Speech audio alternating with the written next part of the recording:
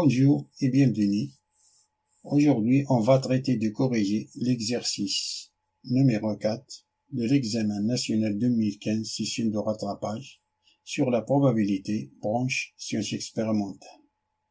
L'exercice 4 nous dit le suivant. Une urne contient 5 jetons indiscernables au toucher.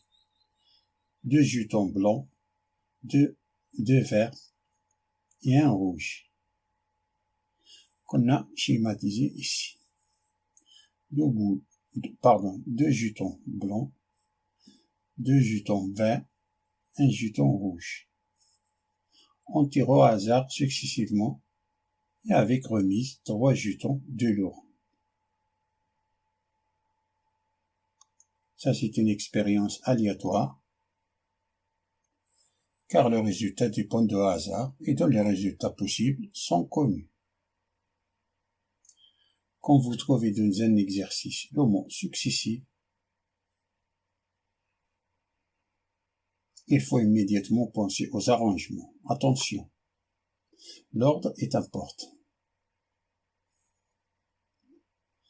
Soit l'événement 1, tirez 3 jetons de même couleur. Montrez que la probabilité de l'événement A est égale à 17 sur 125.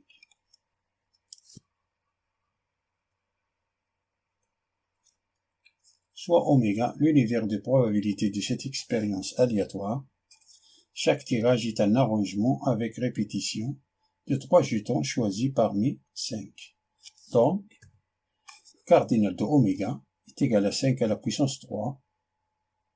3, c'est le nombre de tirages, et 5, c'est le nombre de jetons qu'on a dans l'urne, qui est égal à 125 possibilités.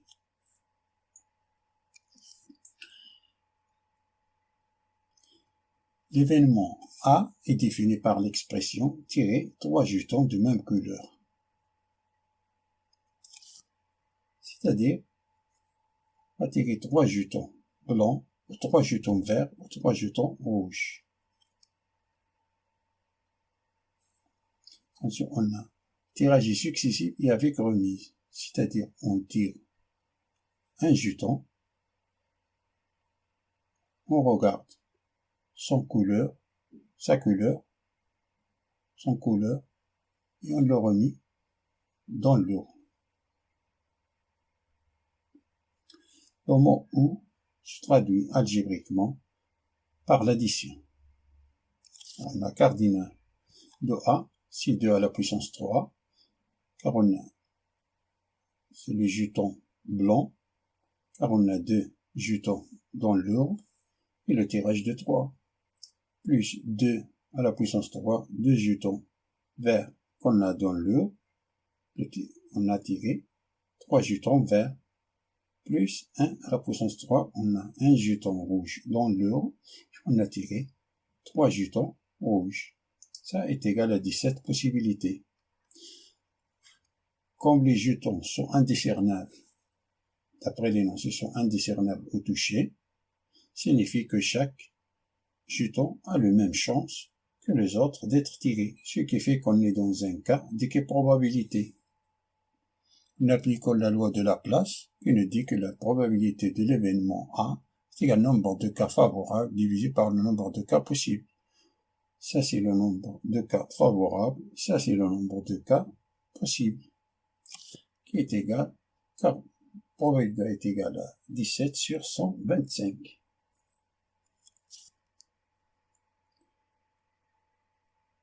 Passons à la deuxième question, qui nous dit soit grand X, la variable aléatoire qui à chaque tirage associe le nombre de jetons blancs tirés. Déterminer la loi de probabilité de la variable aléatoire grand X. X, la variable aléatoire qui à chaque tirage associe le nombre de jetons blancs tirés. Dans l'urne, on a 2 jetons blancs.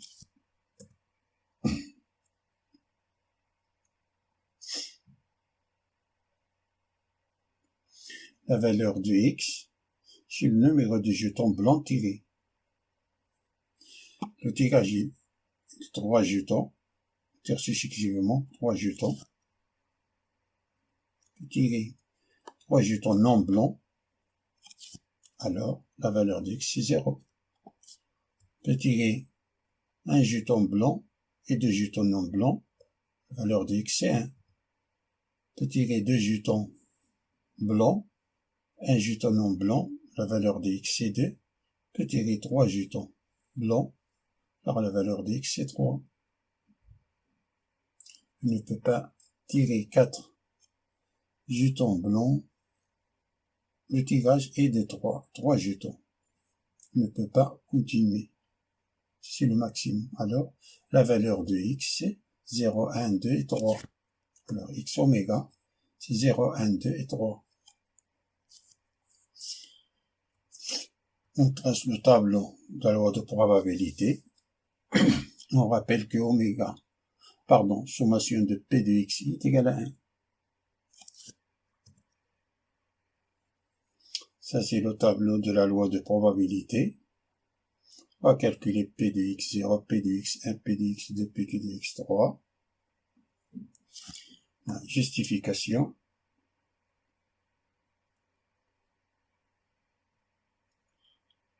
On a les valeurs prises par la variable aléatoire x.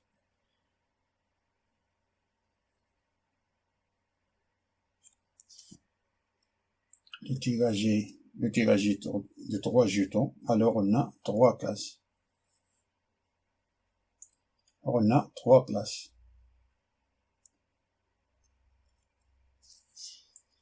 Alors, P de x0 est égal à P de b, qui est l'événement b, vu qu'un jeton blanc parmi les 3 jetons tirés. C'est-à-dire on a non blanc, 3 non blancs. Alors, cardinal de b, c'est 3 à la puissance 3. On a 3 non blancs, ce 3-là, et le 3. Et la puissance, c'est le tirage. 3 à la puissance 3 est égal à 27 possibilités. Comme on est dans une situation d'équilibre probabilité, donc P de x0, c'est P de b qui est égal à cardinal de b sur cardinal de oméga qui est égal à 27 sur 125.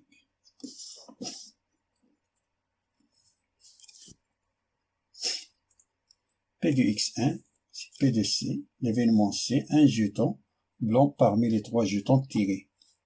Un jeton blanc parmi les 3 jetons tirés. Attention, tirage est successif avec remise.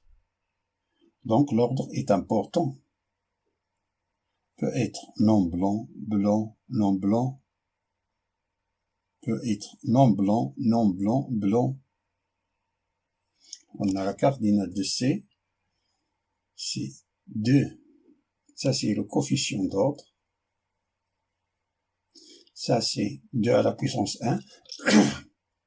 Car on a 2 boules blancs dans l'eau à la puissance 1. On a tiré une boule blanc. Fois 3, on a 3 boules non blancs dans l'eau à la puissance qu'on a tiré 2 boules non blancs. Fois, ça c'est le numéro de rangement. Comme l'ordre est important, alors le nombre de rangements possible de 3 jetons tirés, c'est le factoriel des nombres de cases possibles. On a le nombre de cases possibles, on a 1, 2, 3. On a le tirage de 3, on a 3 cases, 3 places. C'est 3 factoriels. Divisé par le produit des produits factoriels des éléments répétés. Les éléments répétés ici, on a 2 bouts non blancs, c'est-à-dire 2 factoriels. Par exemple, si on avait par exemple un tirage de 6 jetons, on a un jeton blanc, 2 jetons noirs, 3 jetons rouges. Alors on a 6 places. 1, 2, 3, 4, 5, 6 places. D'où le nombre de rangements possible des 6 jetons est égal à 6 factoriel, car on a 6 places, 6 factoriel, divisé par le produit des produits factoriels des éléments répétés. On a les éléments répétés, on a 2 noirs, c'est-à-dire 2 factoriels, fois on a 3 jetons rouges, c'est-à-dire fois 3 factoriels. Ça est égal à 60 rangements possibles. C'est la permutation. La formule générale, si on a fait la permutation n éléments, on a x, y, z est égal à n factoriel divisé par a factoriel, b factoriel, c factoriel avec x est répété a fois, y est répété b fois, z est répété c fois. On a ici dans notre exemple, on a le jeton noir est répété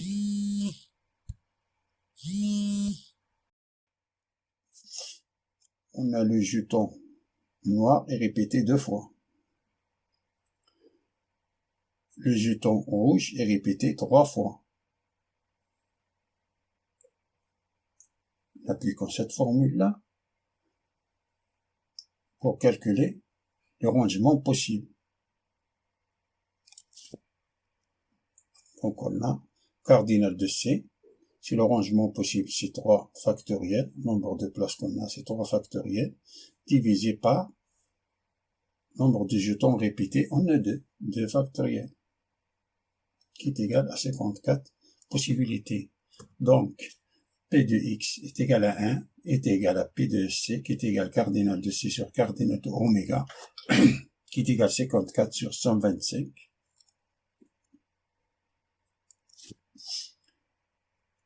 P de x2, soit l'événement est défini par l'expression 2 jetons blancs parmi 3 jetons tirés.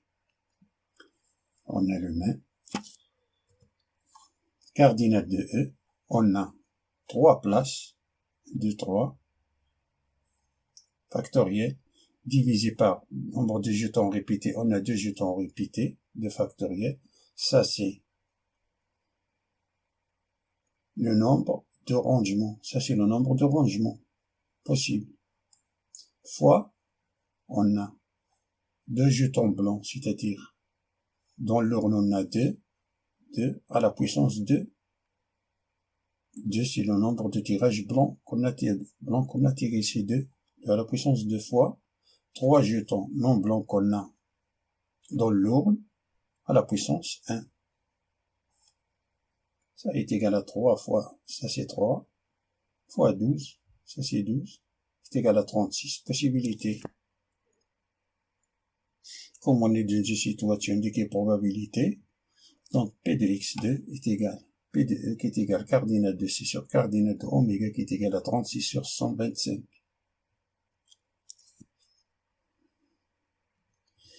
P de x3, soit l'événement D, les 3 jetons tirés sont blancs. Ici, c'est 2 à la puissance 3, tiré. On a dans l'eau 2 blancs. À la puissance 3, on a tiré 3. À la puissance 3, qui est égal à 8. Le nombre de rangements ici, c'est 3. On a 3. Le 3 casse. Et répété 3 fois. Alors, divisé par 3 factoriel. 3 factoriel divisé par 3 factoriel, c'est 1. C'est pour cela on a 1 fois 2 à la puissance 3 qui est égal à 8. 8 possibilités. Donc, P de x3 est égal à P de D qui est égal à cardinal de D sur cardinal de oméga qui est égal à 8 sur 125.